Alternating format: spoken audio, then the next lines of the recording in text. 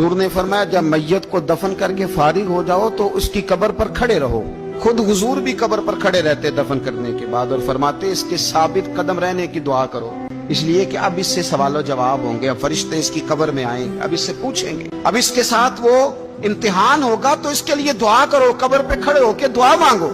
एक हदीस में फरमाया कि इतनी देर दुआ मांगो, इतनी देर दुआ मांगो कि जितनी देर ऊंट ज़िबा करके खाल उतार के गोश्त बना के, ऊंट ज़िबा करना सबसे ज्यादा मुश्किल है, ऊंट ज़िबा करके खाल उतार के गोश्त बना के बांट देते हो, इतनी देर मरने वाले की कब्र पे खड़े रह के दुआ मांगा करो, क्योंकि अब फरिश्ते आएंगे, सवालो जवाब होगा। मुसन्नफ अब्दुल रज़ाक में हदीस है कि एक बंदे को सिर्फ एक कोड़ा मारा गया था कब्र में, तो उसकी सारी कब्र में आग भड़क उठी। तो पूछता है कि ये एक कोड़ा मुझे क्यों मारा गया? तो उन्होंने कहा एक वजह तो ये थी कि तू पाकी पलीदी का ख्याल नहीं करता था, और दूसरी वजह ये थी कि एक दफा एक मजलूम ने तुझसे कहा था मेरी मदद कर, और तू मदद करने पे कादिर था, तेरे अंदर हिम्मत थी, पर तू उसकी मदद के लिए तैयार नहीं हुआ। वो हमारा मशहूर फिक्र है ना कि सानू की लगे पराई लड़ाई पुराई आग नू असी घर क्यों ले आइए। तो वो जो हमारा खास मामला है ना कि किसी की मदद नहीं करनी, वो हमें खराब करती है, हमारे हालात बिगड़ जाते हैं। मदद करने पे कादिर होते हैं पर किसी मजलूम की मदद, एक कोड़ा लगा तो पूरी कब्र में आग भड़क उठी।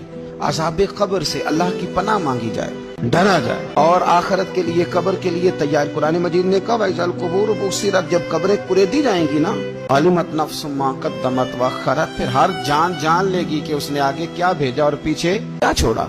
मेरे अजीज, अपनी कब्र के लिए अपनी आखिरत के लिए फिक्र करें, तैयारी करें।